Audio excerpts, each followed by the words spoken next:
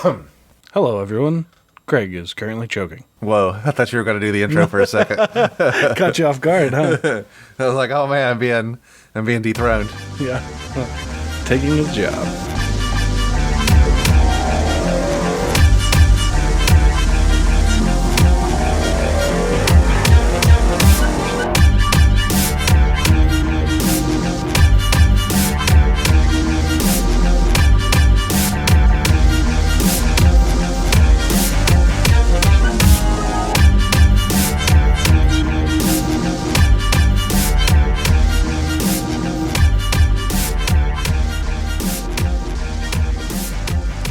Hello everyone and welcome back to Anything Joe's, the collaborative journey through the world of G.I. Joe. My name is Greg Engel. And I'm Jaren Decker. And we'll be your host today. Today is our regular news and recent acquisitions episode. And boy, oh boy, do we have a recent acquisition story for you guys. Probably one of the single best hauls of my entire life. I mean, honestly, I put this up here in my top three just in the wild moments. So we are both very excited to share that story with you. But before we get to that, we got a lot of news to catch up on. So let's just launch straight into it. Yeah, before we talk about all the toys that we just bought, let's talk about all the toys that we're preparing to buy in the future. I realize that every single news outlet out there has already covered PulseCon, and we are basically dead last. And in the interest of not boring the listeners with yet another set of opinions on these figures, we're going to kind of take them at a fast clip and kind of cover them collectively. So PulseCon happened, and it was quite an event for G.I. Joe collectors. Between what they revealed there and then the news that kind of trickled out like on the 1027 reveal for premium members and some other stuff directly following that, it's been just about one of the largest pieces of information that we have ever seen in one bulk drop. So let's talk briefly about the PulseCon reveals in terms of the classified figures. Now, at this point, we've now seen Tiger Force Outback. We've seen a Crocmaster. We've seen Python Patrol Bat and a Python Patrol Viper. And we've also seen Alley Viper and Cobra Officer. Did I forget anybody? Storm Shadow, Spirit. All right, now did I forget anybody? Oh my gosh, there's been so many. Yeah, there are a lot of classified figures in the pipeline, and we also know what's getting ready to come up down the. Some of this stuff has come and gone. Pre-order was here, and now it's not. Some stuff is they showed us and said, hang on, the pre-orders are coming. Some stuff is like, hey, pre-order this variation, and then the regular one will be down the line. So, Jaren, I'm going to let you go first before we do the nitty-gritty, but are there any highs and lows from this classified wave that you feel like is worth talking about? I think, first off, I have to mention the bat because it's beautiful and amazing, and I think watching the live chat when they revealed the bat was awesome because I think pretty much everyone collectively was just like, oh, that's an actual bat. Like, crap, they nailed it. And that was kind of the theme throughout, honestly. So, as I'm understanding it, a lot of this stuff especially the stuff that is not pre-orderable yet, is they went back to the design phase on some of these figures. The rumor, I'm going to use rumor in big quotes there because I don't know if this is a factual thing, but I had heard that they were designing the bat and it was going to look a lot like the Operation Blackout bat, and they basically got a lot of real-time feedback that people were not really happy with those character designs, so they kind of went back to the drawing board and were like, let's make them aesthetically more like the original. And that certainly holds true across the board on these releases.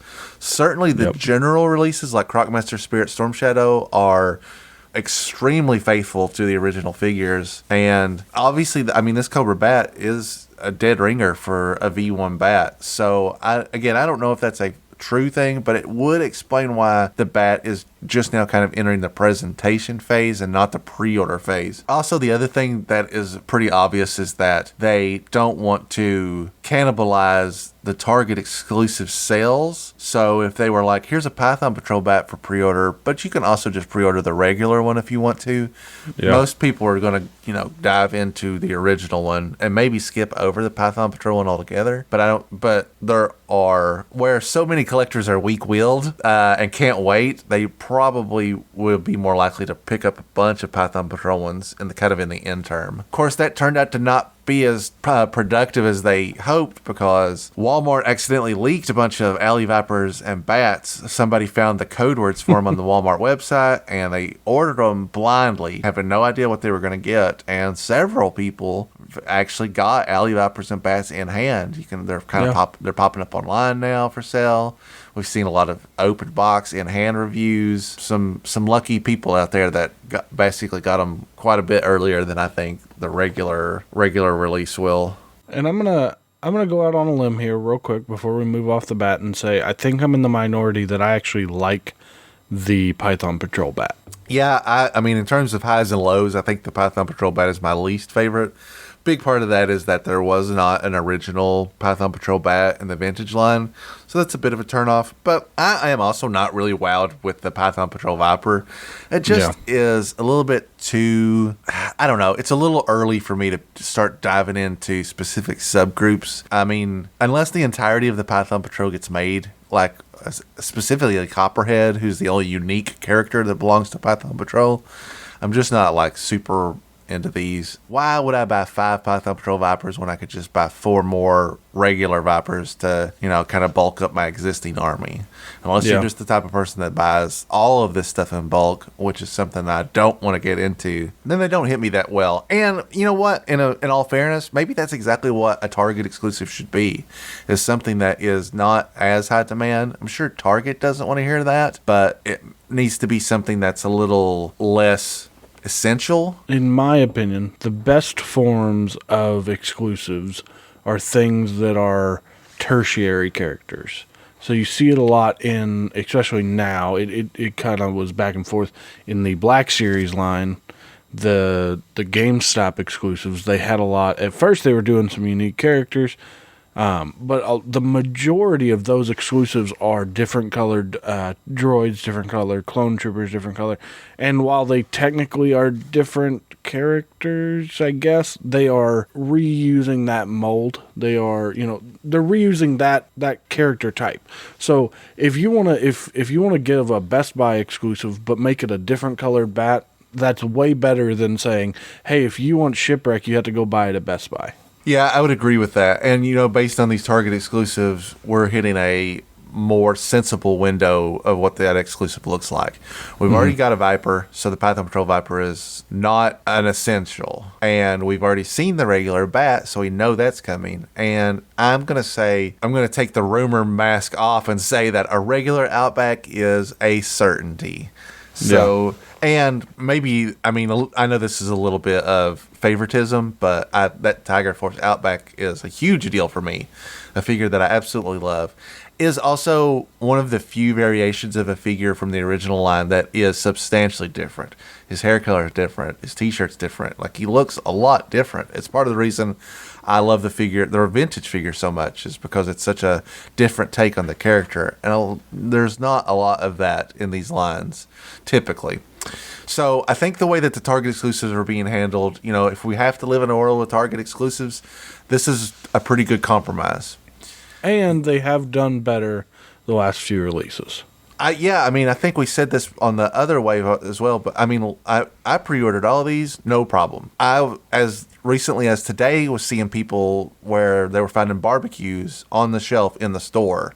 Yeah. Like, for considering we are still in a difficult window for shipping, it's impressive that they really did get stuff sorted. And that's a win for everybody. Target should gain more sales. They are starting to slowly win the public back over, because, this is the second or third time now where things have gone really well. And if you are paying attention, you can get your pre-order in pretty easily. And also, you can get the ones you've missed. I mean, I've got a Cobra Trooper in the mail right now on the way. It was on Hasbro Pulse. It was up for a bit. I mean, a decent bit. I bought it, and it's on its way. Yeah, there wasn't a single thing revealed through any of this stuff that I didn't get a window to grab.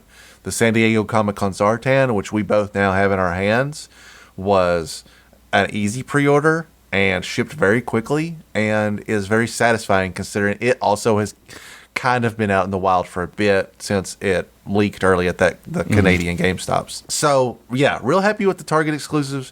The regular releases also are absolutely amazing. That's, we finally got our V1 Storm Shadow, like the true Cobra operative Storm Shadow. That spirit is amazing and was tackled in a way to not be culturally insensitive to a character that has a little bit of 80s stereotyping to him. I appreciate that they took the time to be like, we're going to consult with, actual people of this ethnicity. We're looking for, people that spirit represents, and we don't want it to be in a cornball way. And I think it really works. I think another really cool thing to point out is on and it's on really all the classified, but their continued reliance on different artists for all of this work.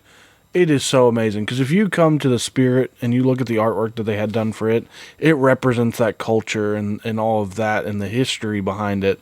And that art is beautiful. But then you go to the Tiger Force Outback and it's completely different. I mean, completely different. Different art styles, looks, and it is also awesome. And I love that they're now. I mean, now you can go and buy the designs. I just love that they're taking this much care into it, so that you can go back and you can look at this art that so many artists from different backgrounds and everything are putting out this beautiful art of characters that we all love. Yeah, a bit of a divide with collectors. I know a lot of people have expressed that they would prefer to all the art be in the same kind of style or even by the same artist for consistency in terms of appearance.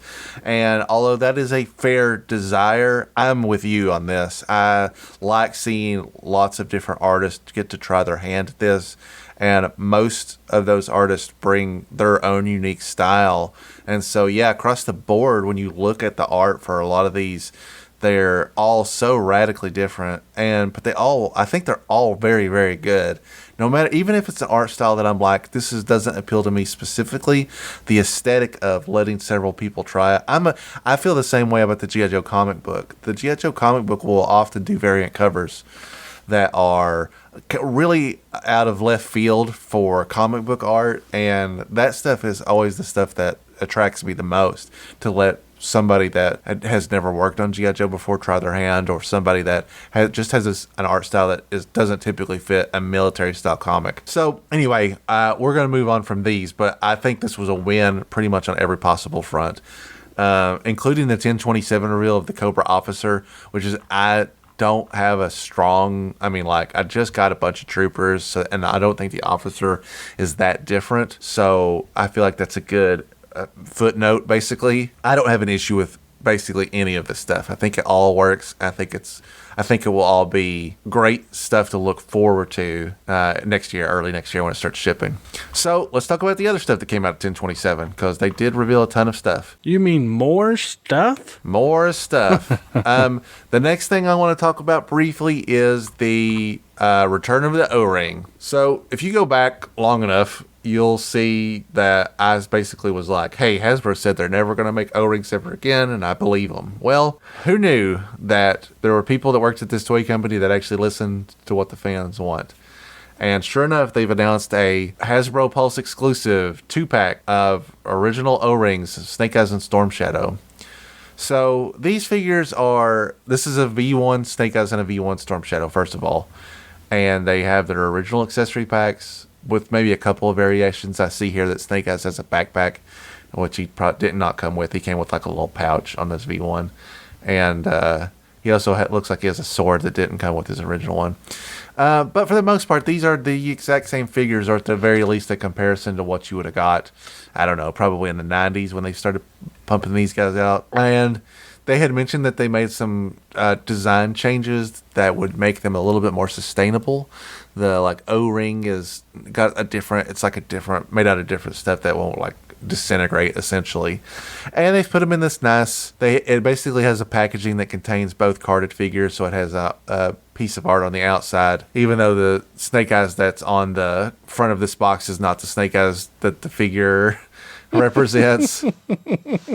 So, a couple things about these O-ring figures. First of all, I am obviously glad that O-rings are coming back. And I think that if this is successful, it will open the door for a lot of other O-ring figures down the road. I don't have an issue with the price point. I think it's basically about what you would expect for a low run. It's exclusive to the website. 2 figures that are like $20 a pop, and you get an exclusive box. My only issues with these are, first of all, the Snake Eyes and Storm Shadow, which I get. If you're gonna reintroduce a line, you got to go with your heavy hitters, despite the fact that these are 2 of the most overproduced characters and figures in the O-ring line. It basically suffers from the same thing that all of them suffer from. When Classified launches up, they take the 5 most known characters and they start pumping them out, and this is no different. So if there's anything holding me back from like true blissful excitement about it, it's the fact that these 2 characters are so overproduced that I'm just like, well, I have several versions of these. This is not a big deal for me. My other complaint is that they're using like business talk where they say, oh, the retro line is on hold while we focus on this. And that is just longhand for the retro wave is dead, I think is essentially what. And that sucks because the retro wave was really starting to find its footing. Mm-hmm. Not all consistently good releases, I'll admit, but definitely some stuff that fired off that I thought was very good. That Scarlet was the first big step in what I thought was going to be, tremendous work. Both of the Cobra, like Officer and Troopers, I thought were really good. I thought that Grunt was excellent. That Stalker was exceptional. They really were starting to like kind of get into a groove that I think would have yielded some great results for modern figure collectors that we're just not going to see anymore. And if these O-ring figures are flops or don't succeed long term, that means that they will probably abandon both of them, maybe for a very, very long time. And that's a bit of a bummer. Certainly, if you think about if the O-ring line only lasts as long as the retro wave does, which is 4 or 5 waves, that's not what I want. I want to collect something that's going to have a little bit of life into it. So the idea that I can say, well, the retro wave launched, last year or the year before, and I have a complete set of it is pretty defeating. Yeah, what do you think about these as a guy that has leaned heavily into O-ring collecting now? Like, does this do it for you? Yeah, it does, actually. I'm super pumped. I just got both of these figures. Well, no, sorry. I got a V2 Snake Eyes instead of this one. I got the one that's on the art. Mm-hmm. So, got the better of the 2. No, just kidding. But I ordered these. I am excited to see what happens. The only thing that, to me, is if they don't give me vehicles in this line, I'm going to be very mad because I was very happy with getting vehicles in the retro line. Well, that's a great segue because the last thing we have to talk about on the news from the PulseCon is the GIJOE Sky Striker HasLab project. Heck yeah, vehicles. If you're not familiar with the HasLab, it's essentially a Kickstarter for a business that could have made this on their own anyway. It's basically the way to play it safe. They say, hey, we're going to make this, but we need 10,000 people to commit to paying what we're asking. And if we get that many, then we'll make it. And if we don't, sorry. And so they unveiled a new mold Sky Striker. And as I understand it, they didn't have the mold for the vintage Sky Striker, which 100% checks out with how much, they did not. Every time a vintage tool pops up, I'm always like, how? Because we've been waiting 15 years and you guys are still putting out his tanks. Like, we know that there's not a lot of original tooling there.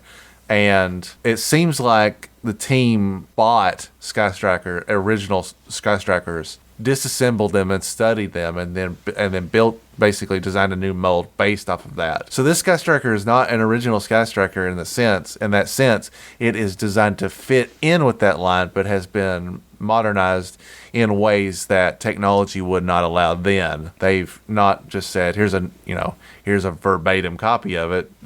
We've made some improvements because we can, which I think is what most people would want. I mean, like, people get a little iffy, but if you don't have the tooling to remake the original, do the next best thing. So this Sky Striker, again, is very, very accurate to what the original Sky Striker looks like.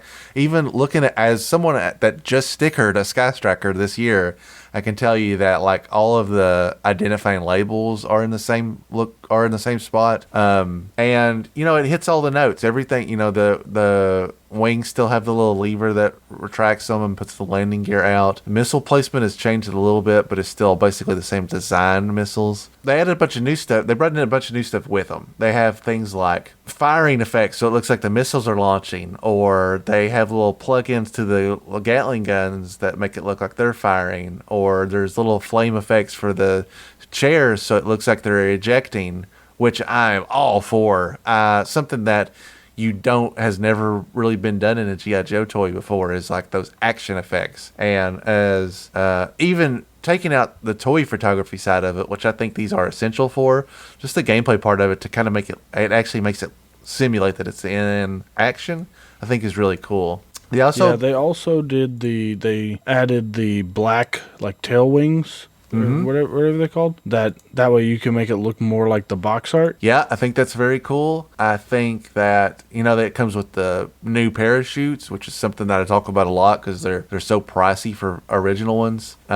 It's got a new V1 Ace, which is a faithful rendition of the original Ace, and then they made the other guy, basically the guy that is pictured on the box art. It was a nod to one of the designers. I can't remember there's an Easter egg there where it's like he designed the art or designed the vehicle itself originally, and it was just like a little gotcha for the box art. Well, now they've made that guy a reality, even though he doesn't have a G.I. Joe code name. It's just Lieutenant Wayne over here. But it's still a cool attention to detail that they like paid attention to that little nod and thought, much like Shooter becoming a reality, something that we've talked about recently in our comic book episodes, paying attention to that detail and going, they never made an actual character of this guy. We'll make one. And then it's got little like bonus stuff, like little loading carts for the missiles and stuff that you could like put on the flag basically and wheel out to supply it and do maintenance on it and all that. And then also that stand is really cool too because it's posable, so you can display it in a few different ways. You can put extra missiles underneath there to have it on there. Yeah, you can make it look like it's banking or taking off, landing, whatever you want. I think that is very cool, and it's something I wish we had seen more in the past. And then another thing they covered when they were talking about it is that the landing gear and the wings are independent now. That when they redid this new mold, they went in, and so now you can put it into the different position, the wings, and that's separate from the landing gear. Yeah. So in addition to all of that we just named, they also added a bunch of like unlockables, much like in a Kickstarter. If you exceed your original goal, there are other things to unlock. And at 13,000 backers, you get an O-ring Scarlet in a flight suit, which is basically just a repainted Ace with Scarlet's head. This is an okay figure. I like that she's wearing like the blue, which is a nod to a Scarlet repaint from Argentina called Glinda, which is she was more like, they made a modern version of this also where she's like a flight. Her specialty is flight related. It is kind of ridiculous that she comes with a crossbow, like she's gonna lean out of the Sky Striker window and fire at somebody. Just take a few shots. If you get 16K backers, then that's Night Force Ripcord, which I think is really cool. I love that figure. Yeah, it's a very nice, like, no bones about it. Here's the colors, black and green, like a real what you would expect from a Night Force character that actually takes his job seriously. And Ripcord is not somebody that we've seen much of. It's been quite a while actually since we've seen a Ripcord in any variation, and I do think that looks good. I think this figure is way more appealing than the Scarlet figure. And then lastly, at 18K, they have two pit crew O-ring action figures. There's a guy in yellow and a guy in red, mustard and ketchup over here. They have little batons so you can like wave in the landing. Perfect guys to put on your flag, basically, to just the little man that doing the grunt work that you don't ever really see Joe's doing. I like that they come with the orange cones, the little things, The little wavers. the little come here. So I don't know how realistic it is to expect any of these to unlock, but I, in a perfect world, would love to see that all that stuff come to fruition. There's no failures there. But there are definitely some that are more desirable than others. I'm gonna be thrilled if I can just get the ripcord. I mean, I would like to pick the pit crew, but that would be more for like if I ever get a flag. Whereas that ripcord is like, I love it. I need it. Yeah, I have never backed a HasLab project before because they primarily only do like Star Wars stuff. But at the time of this recording, they just crossed the halfway point. We're at 5,083 backers. We need 10,000 for it to become a reality. Funding ends in almost exactly 31 days. And as I understand it, the last basically the last like 12 to 24 hours, it's going to get a huge push as people that have been putting it off are kind of like, all right, it's now or never. So my hope is that it does become a reality, and we'll just have to keep an eye on it. In just a month, we'll know for sure what's happening with it. The last thing I want to talk about this before we move on to other stuff is the price point on this is $230. And a lot of people have balked on that price, and rightfully so, as it is. That's quite a premium price to pay for a vehicle that has been available much cheaper over the years of using under various avenues. Even when the club was really gouging everybody, they still never really got to this level of expensiveness. And if you can't afford, like if you're balking on this because of the price, I can't blame you. It's a lot to commit to, and especially because it's happening essentially at the same time as the Robo Skull Kickstarter is. That's a tough pill to swallow, but there's a couple of things. I mean, I don't want to say a diehard supporter, but it's really hard for me to not buy something G.I. Joe related. And my mentality with a lot of this stuff is it overpriced? I do feel like it is a little overpriced, yes. But if it fails, we'll never get another, and we'll never get anything else down the pipeline. So that is a big piece that pushes me forward, maybe more than anything else. And the other thing is, and the club is another great reference point for this also, this stuff is rarely ever devalues. If you pay $230 for it, and I can reference other HasLab projects for this, it sells on the secondhand market for significantly more. So if you're like, I don't want to pay $230 for it, then you have to come to terms with the fact that you just are not going to get it ever. You are likely never going to pay less than this for it. And I know that sucks, but that's just the cold hard reality of it. And of course, my mentality is always, I want everything, so I got to go in and get it. There certainly, again, I'm going to use the club as a reference point again. In the early days of the club, I went, I'll get this later. And I'm still paying for that. So better to pony up, the least amount that it's going to be, even if that is overpriced, than to try to pay more for it later. And again, I want to be supportive of the brand. They've just come out with a blockbuster lineup where it really seems like they're listening to feedback and working off of that feedback. So everything they released I thought was solid. I was not expecting this to be the HasLab project. I thought for sure we would see a classified scale vehicle, but I'm glad. I mean, like, this is what I want in my heart, is 3 3/4 or 4-inch scale stuff to play with. So yeah, anyway, so that wraps up the PulseCon reviews briefly. It's, there's a lot of stuff coming, and luckily it's going to be staggered in terms of releases, so even though it's all announced at the same time, we'll have some time to kind of dive into them a little bit more without feeling overwhelmed with all the stuff that's hitting all at once. All right, next news item. So this week Super 7 revealed that Ultimates Wave 2 is a go, and they've released the roster for that.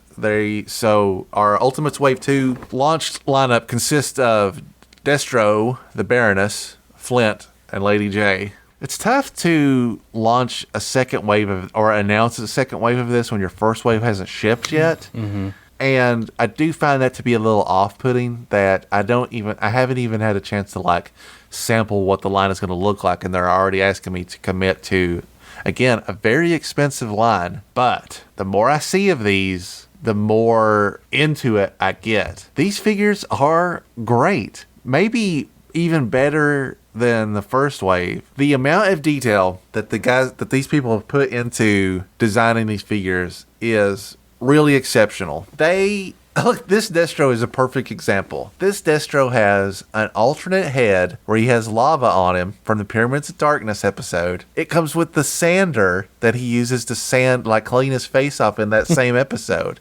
It has the little Atari 2600 joystick that he uses to control the captives when they put the crown on and make them fight for him. These figures are loaded with deep cuts that are exceptional, and the figures themselves are also great. Like, they look amazing. They're the most cartoon accurate thing I've ever seen them put out, bar none. Now, these figures do sacrifice a little bit in terms of posability. I know Jaren's infamous butterfly joints is something that we talk about a lot, which I had never even heard that term before we started looking at these figures.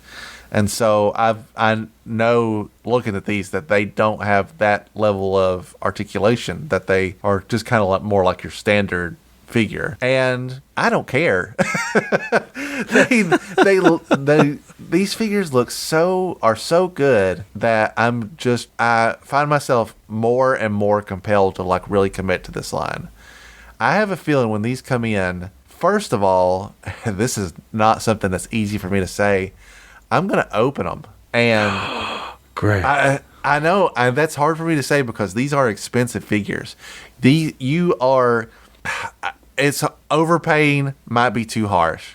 This is a difficult line financially to collect, right? If you buy a classified figure, you go, I'll buy another one. They're just $20. That way I have one to open and one to leave sealed.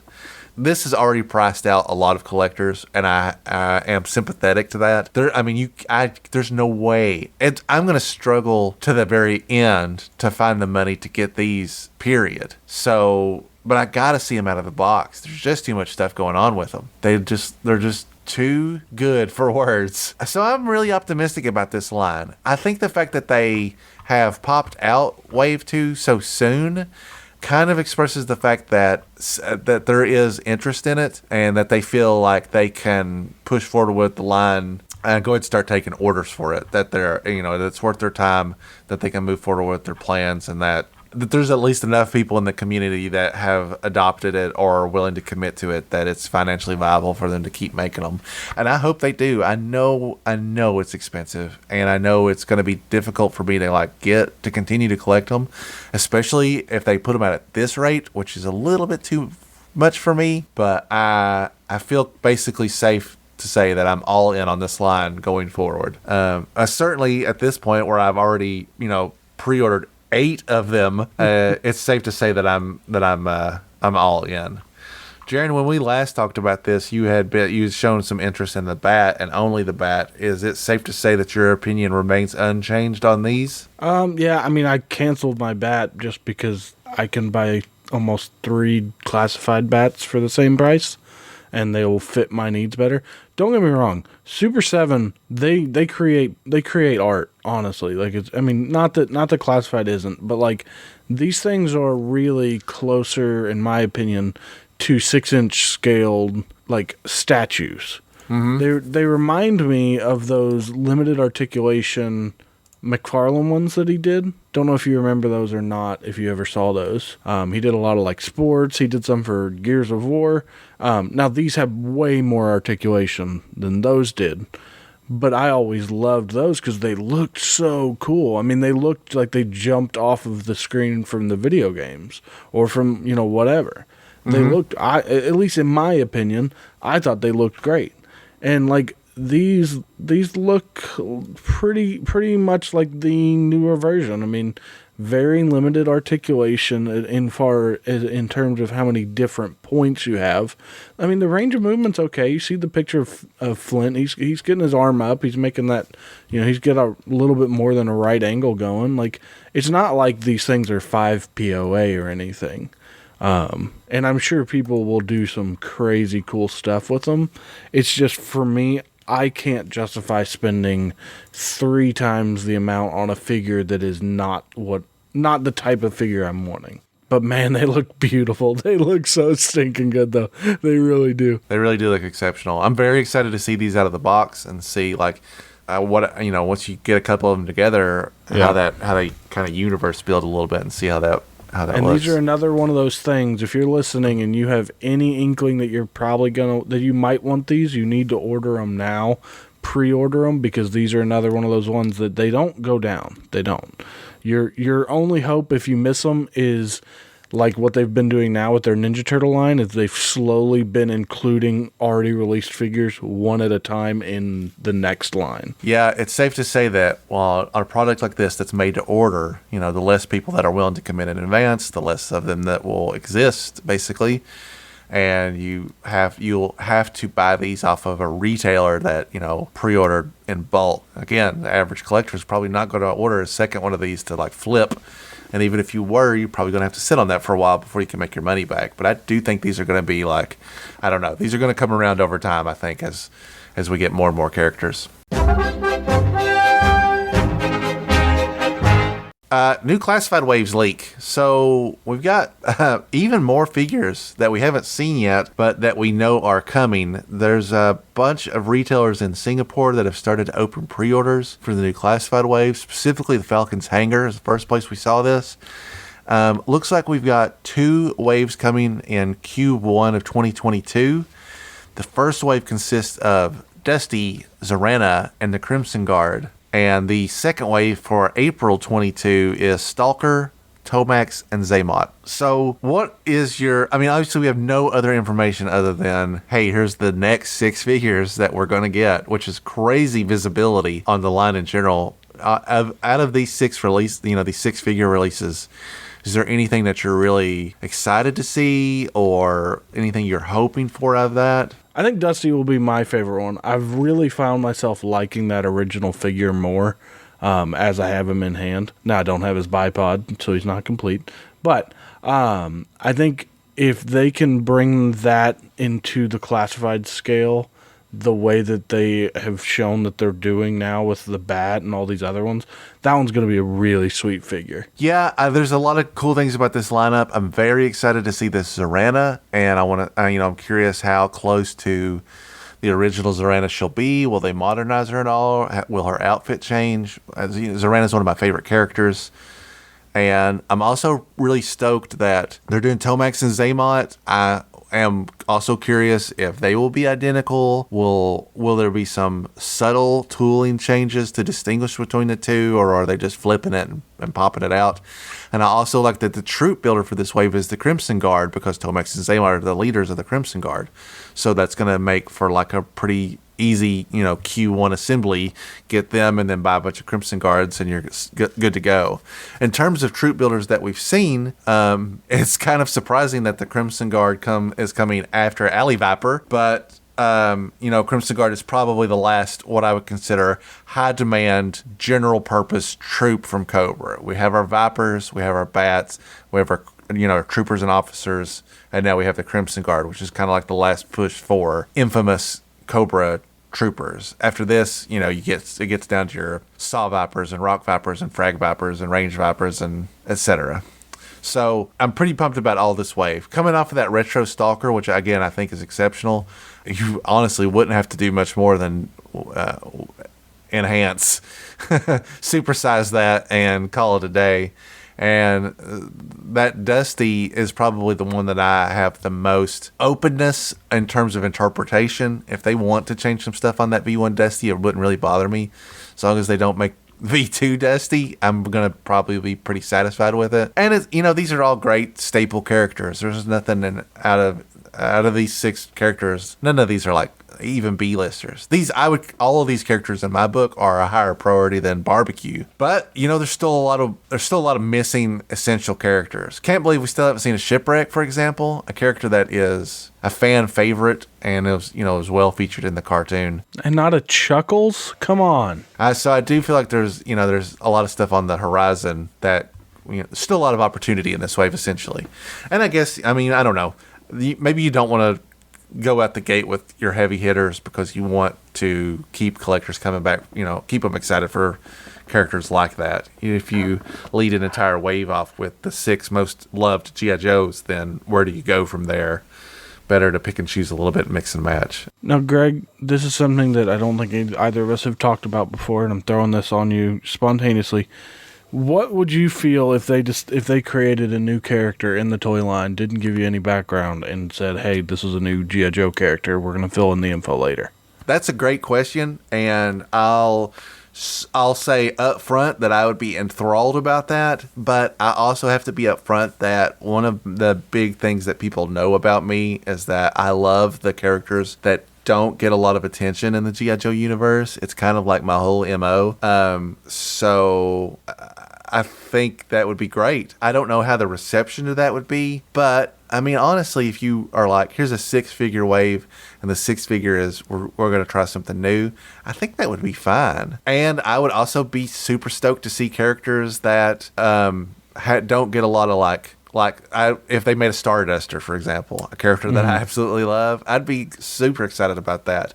I don't think we've talked about this yet, but I am rallying very hard for Helix to make an appearance in the classified line. I wouldn't turn down a Don Marino classified figure. That would actually be really cool. Because we don't have a figure for any scale yet. So, I would be all for that. I would take a new figure. I would take some forgotten figures.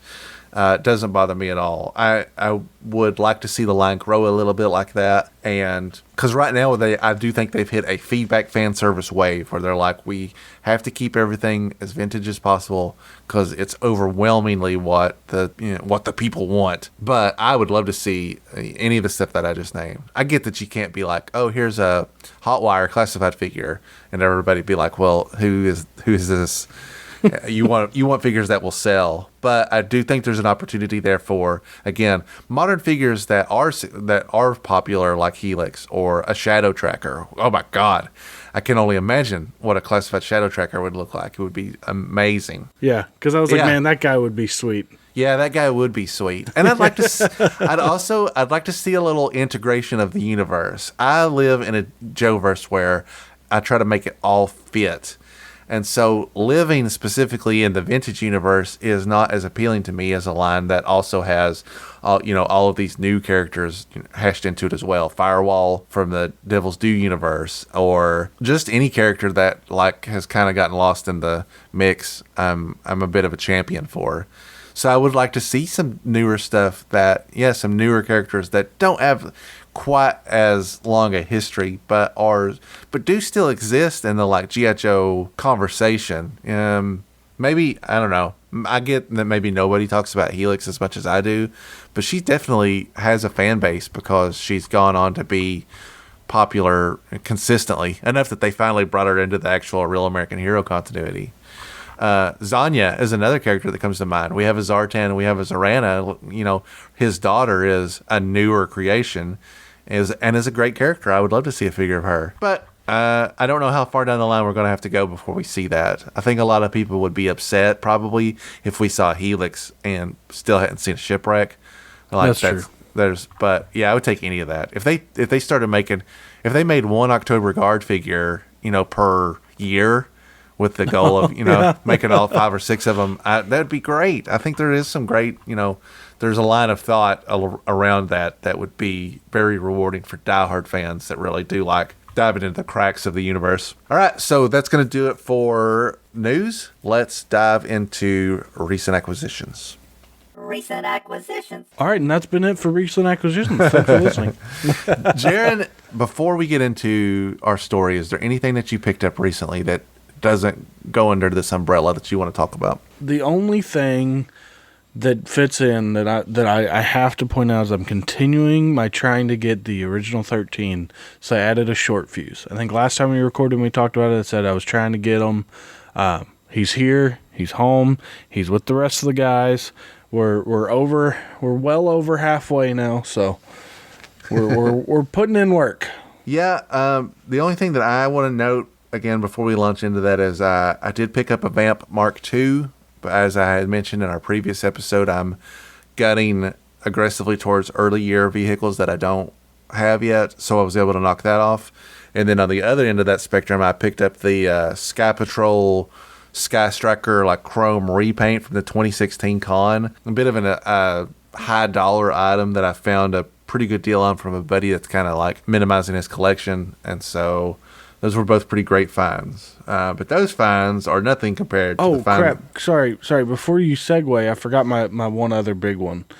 I got another Badger. All right, thanks. I'll edit all of it up. Thanks for interrupting my great segue with your garbage. So let's talk about our haul. And any collector that's been around for a long enough time, if you're lucky, has a moment where you luck into something like a G.I. Joe allotment that far exceeds expectations. And I can say pretty safely that the story that we're about to tell you is probably one of the top 3 moments like that in my life.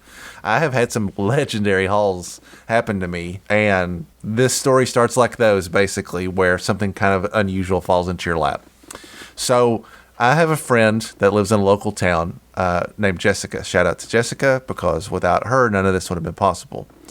She contacted me and said, hey, there's a person on Nextdoor that is looking to sell G.I. Joes. If you're not familiar with Nextdoor, it's basically like a Facebook for old people, specifically delegated to your neighborhood. So you can really only see posts from people that are kind of in your immediate vicinity. So she sent me a link to this person that was selling some stuff kind of in her area. And these 3 pictures that they included were all vintage stuff and older, like, desirable figures. There's basically 3 blurry pictures, and it had, you could see a few things. There was a V1 Zartan, there's a V1 Storm Shadow, there's a V1 Firefly, a V1 Hooded Cobra Commander, or maybe that's V2 Cobra Commander. Anyway, some old original level stuff. But the pictures weren't very telling in terms of condition, so she was like, anyway, this, here's this link, blah, blah, blah. So I reach out to this person, and I'm like, hey, you are trying to sell some G.I. Joes. That's kind of my whole thing. Do you have any more pictures? And this person was like, no, the camera is broken. I'll try to get you some more, information, blah, blah, blah. So I'm the type of dude that when an opportunity like this arises, I kind of like try to make the most of it. So I'm like, all right, listen, don't worry about the pictures. Do you have an idea how much you want if I just wanted to buy everything? Sight unseen. It doesn't really matter what you've got. You have G.I. Joe stuff, and I want it. How much do you want for it?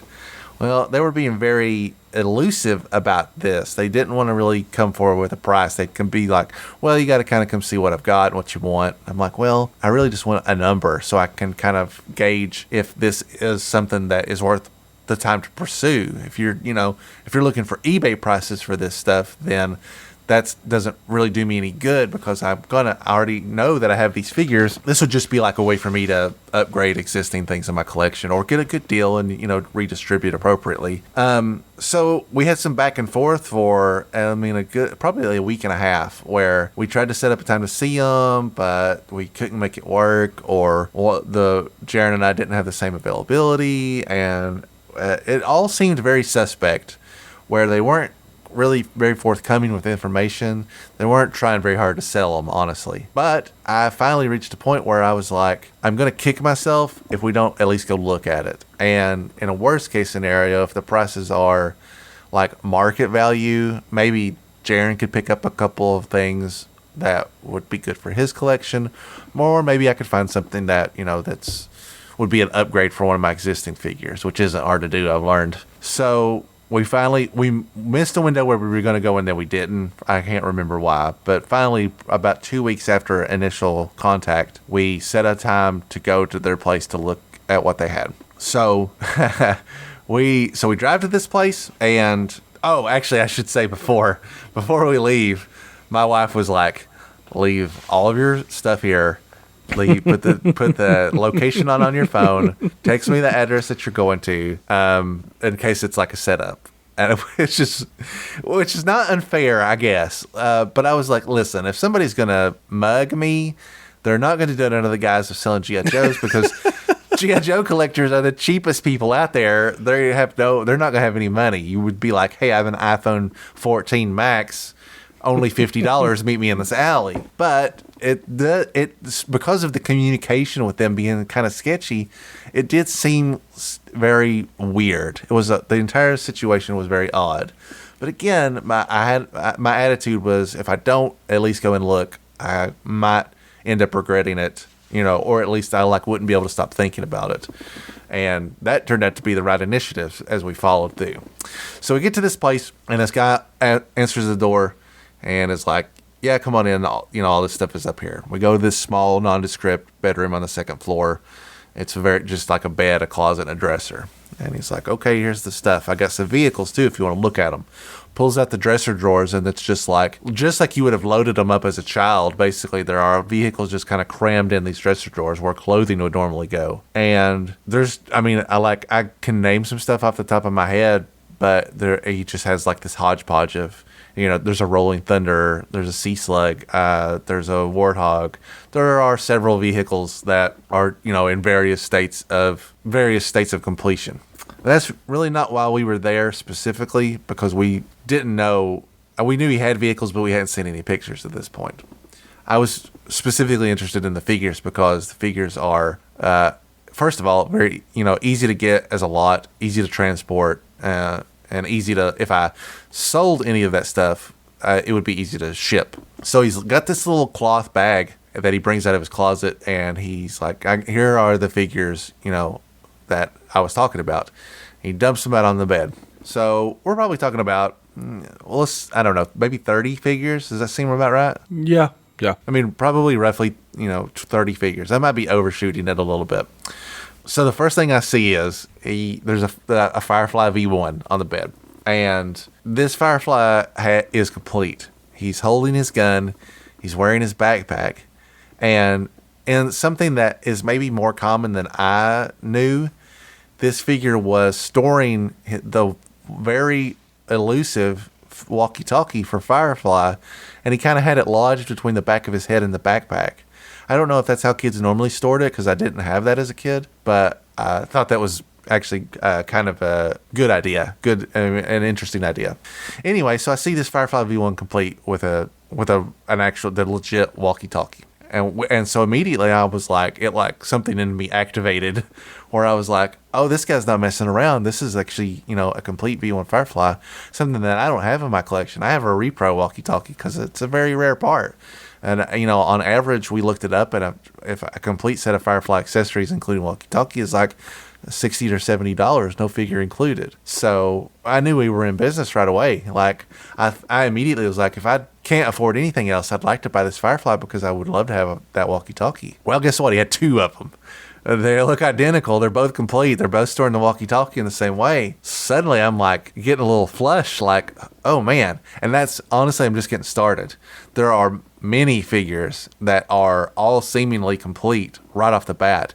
Here's a Zartan with, all his knee pads, his chest piece, his backpack, the mask, the gun. There's a Destro V1 also with a gun. There's a straight arm V1 Snake Eyes that falls out that I pick up and is so mint it's almost hard for me to convey the condition it's in. These figures in general are in exceptional states. Like there are no loose parts. They are in phenomenal shape. The paint apps are great. Even on figures where the paint would wear over time, not from wear, they look very good. Like the lot is extremely appealing. And we'll have images on the YouTube channel as well. So if you want to see what the lot looks like, we made sure to take some pictures kind of in the process so we would be able to convey that. And I'll have to pull some pictures up here in a minute so we can talk about some other stuff that we got. So we look at this lot and I'm in. Like, I want these figures. There's a lot of value to these figures. But there's a couple of things that I'm going to have to cover first before I even get into the negotiation phase of it. Number one, I have to know that this stuff isn't stolen. I have to think with some certainty that they do belong to this gentleman, because I don't want to buy stolen G.I. Joes. If somebody stole my G.I. Joes, I would want other collectors to try to suss out, the integrity of it. And that's a no-brainer, right? Don't buy stolen stuff if you can help it. So I engage this guy in a conversation, and I'm saying, hey, are these your childhood figures? Is there a particular reason you're getting rid of them? I have been around long enough and know enough that if you cannot BS me on G.I. Joe stuff. So he starts talking a little bit about, he bought these off of his buddy a long time ago, that his original childhood figures were shot. He talks about the figures that he likes a lot. And obviously at some point, he knew enough about them to match up the accessories with who they belonged with, because the figures that are complete are all holding their appropriate guns. So I talked to him long enough to realize that at the very least, he knows enough about G.I. Joe to know what he's talking about, and it all seems on the up and up. He's not desperate to get rid of this stuff, and a lot of times when you recover, if you encounter stolen goods, they want to move it because they have no interest in it. They just want money.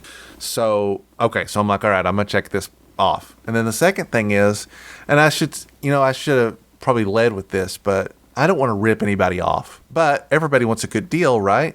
And so the limitations of what we're working here in this negotiation is, this is about how much money I have to spend. And even if that's a lowball amount, I want to get as much as I can for that money. Anyway, we look at the figures, and I'm very happy with them. And I know Jaren is as well. And there's a lot of duplicate figures there, probably I'd say about 6 figures, maybe 7, that are verbatim duplicates. Right off the top of my head, I know 2 V1 Storm Shadows complete, 2 V1 Destros, 2 Aces, 2 Fireflies. Anybody I'm forgetting? 2 Gung Hos. Oh, Roadblock, V1 Roadblock complete. And a Roadblock V1. So right off the top of my head, I thought, well, this is easy. Jaren gets one and I get one. We're halfway there already. So we offer this guy $200 for the lot, which is a steal, honestly, and is about the maximum that I could spend. And that includes the fact that I'm splitting it with Jaren. We're going 50-50 on it. I'm actually going to have to take money from my joint checking account to make this deal happen, which is a huge no-no in my marriage, to spend our money on G.I. Joes, which I'm sure is a very relatable statement. I normally spend from my own personal income, but I'm in a window where I'm a couple of days away from getting paid. I've got money coming in, but it's not quite there. This is too good to pass up. So I'm taking from my joint checking account to make this happen.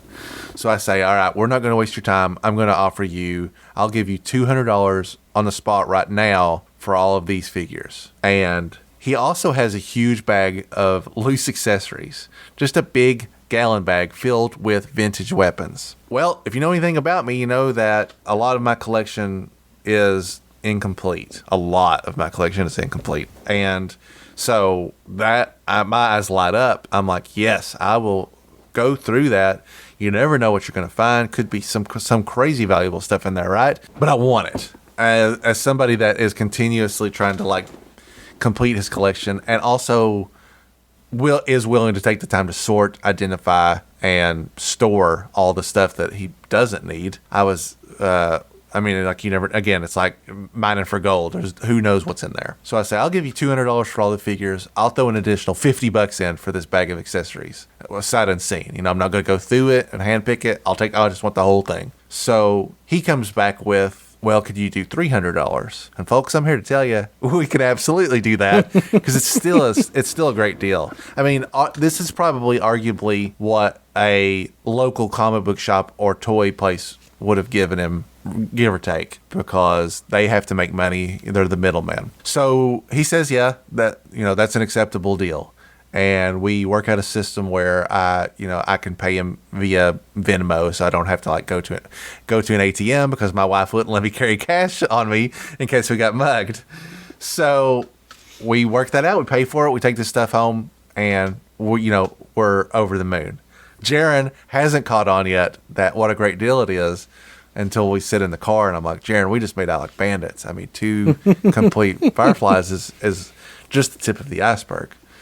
So we take all that stuff back to the house and we begin the, how we're going to divide it up since we split the cost. And the easiest way to do that is, basically just like when you're playing as kids, we lay everything out. We take turns picking. We both take any figure that has a duplicate. We separated first. We took turns choosing which one we liked better until those were gone.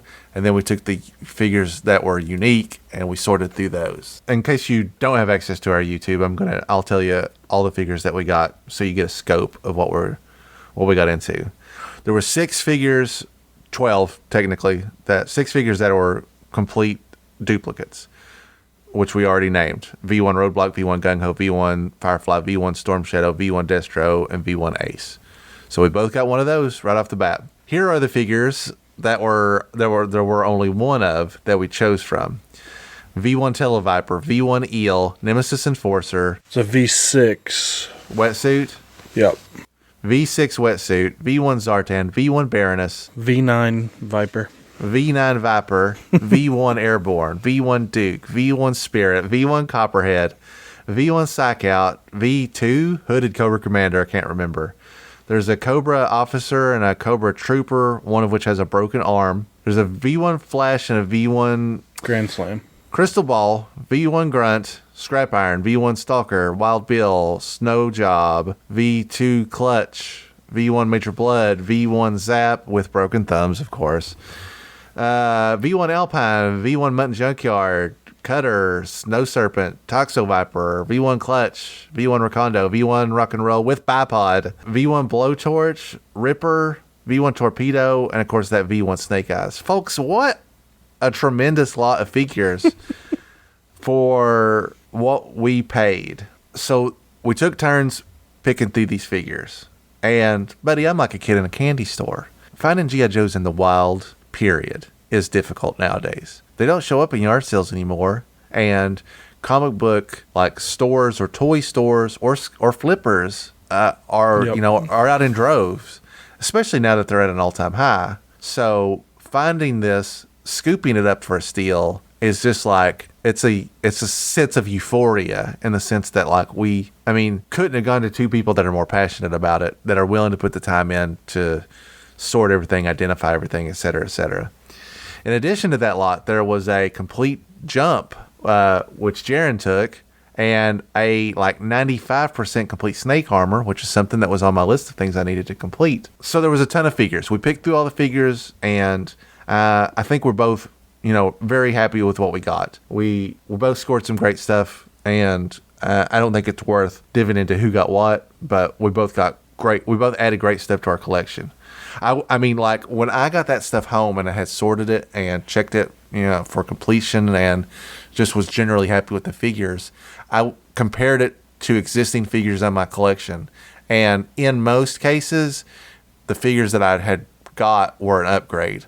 Certainly that V1 Snake Eyes is almost an untouchable specimen and just immediately defeats the one that I had in my collection already. So we sorted through all that stuff, and then we started going through the bag of accessories. Now, in the interest of time, I'll tell you that there were nothing in the accessory bag was exceptional. We didn't pull out any Gold Hit Steel Brigade weapon packs. There wasn't anything that we hadn't already seen that was an amazing, find. But there was one thing I found of interest, has value both in the secondary market and to me specifically. And that is, as I was looking through the lot, I found a deck clip for the USS Flag, which is the little piece that clips into the board and kind of stabilizes the whole thing and keeps it from flip-flopping. I had bought a repro set of deck clips sometime earlier this year, late last year, as I was trying to complete my flag. So I was like, hey, this is a deck clip. That's awesome. These are actually kind of hard to find and are valuable, especially in bulk. And then we found another one, and then we found another one, and another one, and another one. And eventually, it takes 16 deck clips to clip down the entirety of the USS Flag. And of those 16, we found 15 of them, folks. So great find for me. Something that because I'm using a repro set, can just add to my collection, kind of keep them in storage and say, hey, I actually have something that's authentic on the flag that's not a repro part. And here they are. So that was a great find. And then I have slowly gone through the entire bag of those accessories over time. And I've identified almost everything. There's a couple of weird things that don't belong, that just aren't G.I. Joe parts at all. But most of the accessories that in there were for figures that were quite a bit later on in the line than what the figures represented that we were bringing home. There was a lot of probably mostly from 86 to 90 was what I was seeing the most of, which is fine. There was plenty of stuff in there, and I do mean there was quite a bit of stuff in there that I didn't have at all with those figures. So matching them up, sorting them and organizing them, putting the duplicates to one side for Jaren and that I decide what to do with later on. That was all pretty fun, and is something that I enjoy doing, as I'll be spending a lot of time doing it in the coming years. So anyway, we sorted all that out, and then of course, not to be, you know what? I left out a part completely because Jaren bought some stuff that was unique for him, kind of like a side deal. Do you want to talk a little bit about that, Jaren? Those of you who have listened to just about any episode know that I have really weird taste in vehicles. And one of the vehicles I've been trying to hunt down is a bug. And lo and behold, what does this guy have on top of this dresser filled with G.I. Joe toys that immediately caught my attention? A bug that is 90% complete and in really stinking good shape. And so I had to walk out with that. And then he also had some bags of I don't know what era those are. The not the Valor versus Venom, but whatever the other one is. Spy Troops. Yeah, so he had a bag of those. So I worked out a deal for those that were, I mean, it was not anywhere near the steal. I didn't realize when I worked this deal how much of a steal we got on the figures, or I would have just been like, well, hold on, I'll just wait and we'll come back, But I got a good deal. I got a very good deal. I'm not sad about the deal I got at all. But I also, in that bag, I bought the bag of the Spy Troops figures because of Medi Vipers. Gotcha. I was like, Medical. Facebook Viper. So, for some reason, I had been wanting that figure. It was one of the ones that's on my list. I'm watching it on, I was watching it on eBay, and the ones that I was seeing, they were going for $20 each. Just for that figure with everything that I had in it. So I got the bag for $20. I got the bug. Well, I got the bug and the bag for $100, which to me was a really stinking good deal, considering the only things that the bug were missing were 2 missiles that will be aren't really, they're the ones from underneath. And I'll get them if I see them. If I don't, it doesn't look incomplete from what you can see. It displays perfectly.